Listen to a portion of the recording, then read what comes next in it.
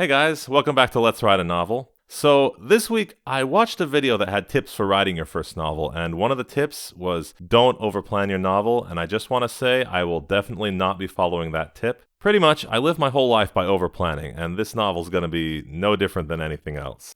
This week we're going to get actually into the steps of the novel roadmap. One nice thing is they ease you in pretty comfortably to starting your novel. Today we're supposed to write a premise for the novel. Essentially, that's going to be a small 1 or 2 sentence summary of the book. This is also useful as the draft of a query letter or a blurb for the back of your book when it's published, hopefully. Starting out thinking about writing this novel, I just have a big pile of ideas, so let me run down a few of them. First off, it's going to be a fantasy novel. I read a lot of different things, but fantasy is what I imagine myself writing and what I tend to imagine in my head when I think about stories. Years ago, I saw a writing prompt that was something like, princess gets locked in a tower, but it was a wizard's tower and she learns magic, something. I have loved that idea since I heard it a decade ago. So I'm planning on a female main character, and this prompt gave me some broad outlines of what happens. The basic idea is that she would start out happy but too trusting. Then the trauma of her experience changes her. This prompt also got me thinking about a lot of revenge stories. In particular, The Count of Monte Cristo. I've read that 3 or 4 times. In that book, multiple people conspire against the main character, and I wanted to do the same sort of thing in this book. Additionally, I live in Finland, and I'm interested in Finnish mythology. Some of the old pre-Christian beliefs that they have here are really interesting. They have some cool ideas about the soul and about, life and how we are connected to things. And I thought that these sort of broad strokes principles could make a cool magic system. So with all of that in mind, I have, like I said, a random pile of ideas, and we're going to start trying to put them into something that resembles a plot or a book. So in writing this premise, we're going to take my pile of ideas and form it into the rough shape describing a story in 1 or 2 sentences. In this exercise, the premise has 5 parts. There's a main character, a situation, or like the inciting incident, the objective, the opponent, and the disaster. So we're going to take each of those one at a time and work through what my ideas are and try to create a nice story premise. So to start out, we need a main character.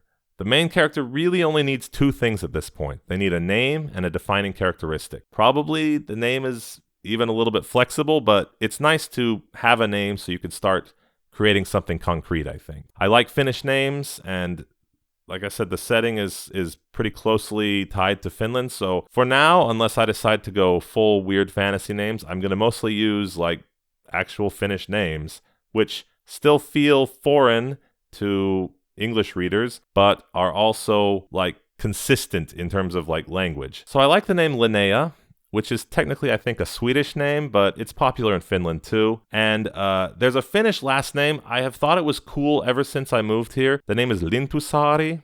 It means bird island in real life, but I just think it sounds cool. I also like the superhero alliteration of Linnea Lintusaari. We're going to start with that. This may change, but this is where I'm starting out. Now, what do I know about Linnea? She is, at least at the beginning of the story, too trusting. She doesn't see the jealousy and the self-interest that lead people to betray her. She also believes everything's going to work out for the best if you just keep smiling. She's a little bit leaning towards a Mary Sue in that way. To start out, Linnea is going to be described as a naive idealist. That's my main character done. Linnea Lintusaari, naive idealist. The next thing we need is a situation. This is like the inciting incident. The thing that pushes the character from where they are into the story, into the new world that they're having to enter. What's going to make them move from where they are comfortable now into somewhere new and uncomfortable? Similar to Monte Cristo, in this case, people are going to lie about her. They're going to frame her for a crime she didn't commit, and she's going to be sent to prison. The short way of saying that is Linnea is falsely accused of a crime and imprisoned. That's going to be our inciting incident. The third thing we need is an objective for our protagonist. What does this person want? Now, want and need in a story are often 2 totally different things or related things, but not the same. We're talking about what she wants, because that's what's going to give your character motivation to move through the story. The protagonist needs something to strive for, something that's going to pull them forward. In our case, she's a naive idealist. She believes everything's going to work out if you just keep smiling and staying cheerful. So what's going to pull her forward when she's thrown in prison? Her objective is to get out of jail. This is all a big misunderstanding. It'll be cleared up in a few days, no problem. Obviously, that's not what happens. But her objective is to clear her name and return to her old life, which is what she assumes is going to happen. Next, the main character needs an opponent. Something or someone is stopping them from getting their objective. I struggled a lot with this one. Like, who is stopping Linnea? In Monte Cristo, there's a big group of people who betray the main character. I wanted something similar. But on the other hand, Monte Cristo's like 450,000 words, which is 3 or 4 times the length of a typical novel. And I am just really not prepared to write 450,000 words for one book. I mean, even if we cut out the fluff, and let's be honest, it's an old book, there's a lot of fluff. Even if you cut out the fluff, it's probably still 300,000 words. Additionally, I want to make this very personal, so the character can develop and the stakes can feel very real. With the ideas that I was coming into this process with, this step was one of the most useful because it forced me to limit the scope of what I was planning. And guys, I'm a software developer, and let me tell you, limiting scope is your best friend in almost any endeavor. In the end, I decided to cut the initial idea down. There's still going to be a group conspiring, but this book is going to focus only on the member of the group with whom she's closest. That's going to be her best friend. I will leave the other group members for potential sequels or something. So Linnea's opponent then is her best friend.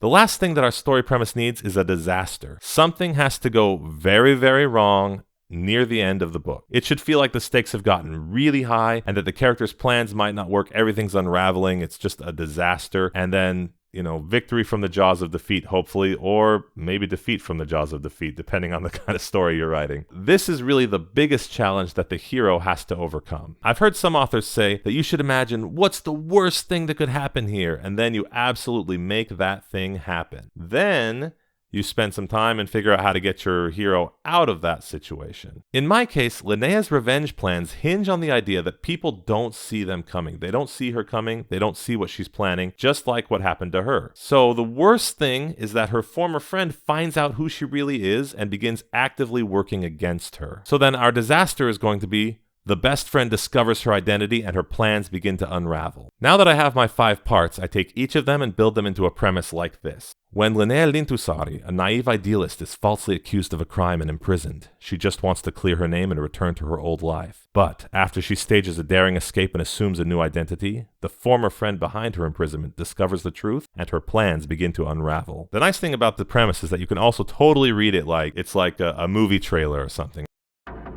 When Linnea Lintusari, a naive idealist, is falsely accused of a crime and imprisoned, she just wants to clear her name and return to her old life. After she stages a daring escape and assumes a new identity, the former friend behind her imprisonment discovers the truth and her plans begin to unravel.